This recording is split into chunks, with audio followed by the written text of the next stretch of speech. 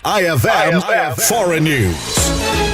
Kinumpirma ng National Aeronautics and Space Administration o NASA na ligtas na nakarating sa International Space Station ang 4 na bagong miyembro ng mga astronauts o mas kilala bilang NASA si SpaceX Crew 12 para sa 8 buwang science mission. Ang bagong crew ay binubuo ni na European Space Agency astronaut Sophie Adenote, NASA astronaut Jack Hathaway, Roscosmos cosmonaut Andrei Fedyaev at NASA astronaut Jessica Meir. Papalitan ng bagong crew ang naunang grupo ng mga astronaut na napilitang mag-evacuate matapos makaranas ang isa sa kanila ng seryosong isyong pangkalusugan. Samantala, ayon sa NASA, hindi na pinangalanan pa ang mga naturang astronaut matapos magkasakit ang mga ito noong January 7, 2026. Dahil dito, 3 miyembro na lamang ang naiwan sa Orbital Research Laboratory na nagbunsod sa NASA na pansamantalang ihinto ang mga spacewalk at bawasan ang research output ng istasyon. Ayon sa NASA, hindi na bago kina Mir at Fedyaev ang naturang misyon matapos nilang manirahan sa space station. Taong 2019, naging bahagi si Mir ng kauna-unahang all-female spacewalk. Samantala, si Adeno naman ay isang military helicopter pilot, kilala bilang ikalawang babaeng Pranses na nakalipad sa kalawakan, habang si Hathaway naman ay isang